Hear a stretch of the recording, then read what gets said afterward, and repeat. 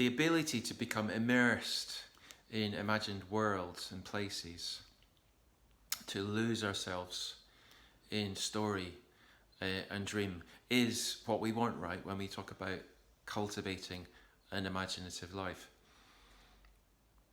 And this turns the conventional understanding of imagination inside out, because when you think about it, images aren't just inside us as some kind of subjective inner imagination. Actually, the experience of imagining is one of being surrounded by images. So this video is all about that, about immersive imagining. Second video in our series, Reimagining Imagination.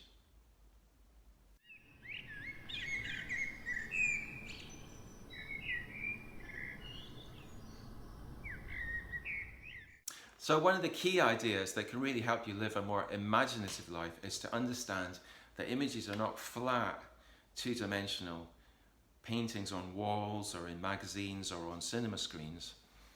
Images are places. Imagination creates worlds.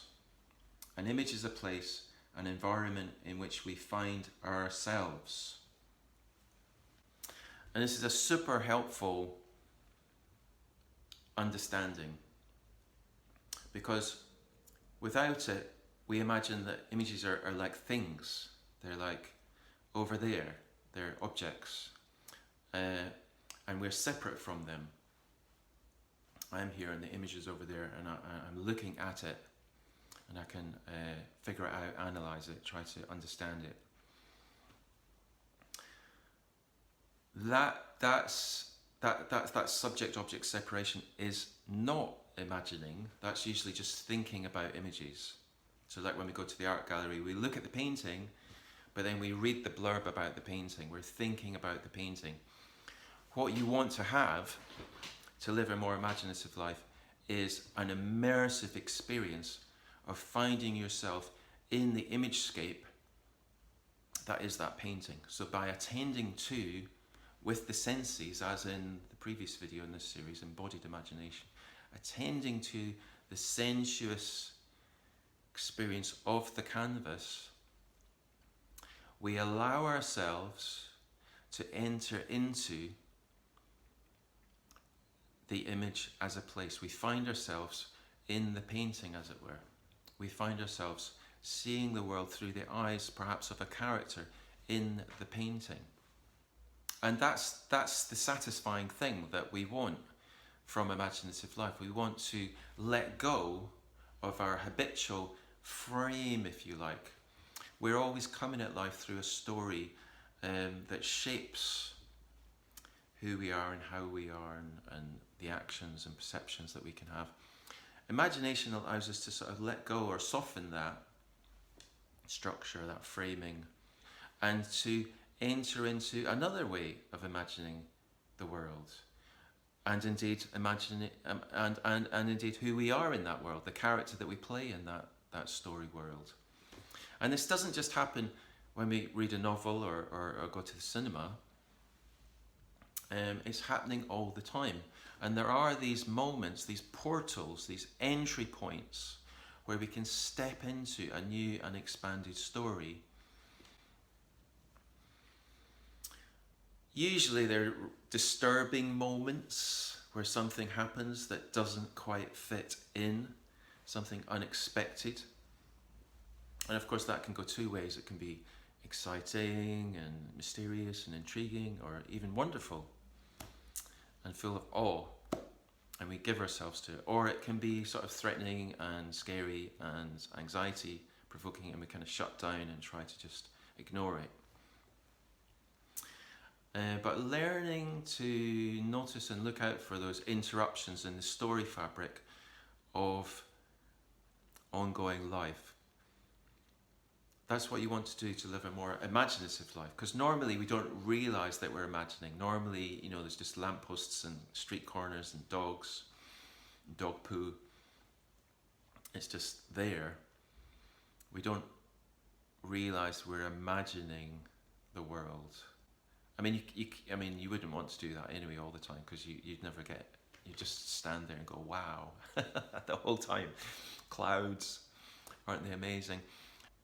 But when that habitual element of the imagined world really gets grooved and goes really unconscious, that's depression, right? I mean, that's just like neurosis. That's like you being stuck in a rut and you always feel and think and act in the same way. So we want to look out for these entry points, these interruptions to that story fabric. So the recent one was COVID and lockdown. I mean, everyone lived through that. The world changed. We had to sort of figure out a new way of understanding the world and our place in it as the pandemic unfolded. And that was a story-making event. We had this data. You weren't attending to a painting, but you're attending to the news, you're talking to your friends. What is this world? Who am I in it? That's stepping into imagining a new story, and that's an immersive experience and an act of imagination. And this is what the poets call soul making. Some say the world is a vale of tears. I say it is a place of soul making. So the poets were all about what I've just said, enhancing the imaginative capacity to see the world more fully, to inhabit the world more fully, to remove the filters of the impoverished, limited stories that we have adopted for whatever reason. The Jungian psychotherapists, they also talk about soul making. Between subject and object, a story appears which is expressed in a way of seeing and of speaking about the world, the story of which appears is the appearance of psychological life. Psychological life is a story, according to the Jungians. So it's, again, imagination therefore isn't just an interiority. It's inside us, yes, and also it's the psychological fabric within which we move around and inhabit in normal everyday life.